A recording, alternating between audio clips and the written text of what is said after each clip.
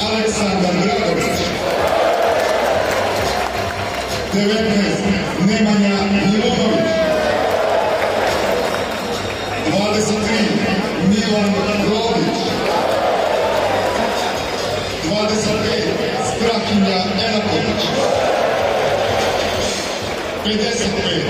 Slavoljub Srnić,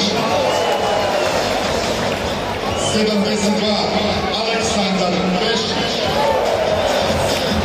i broj 80. Stefan Mitrović.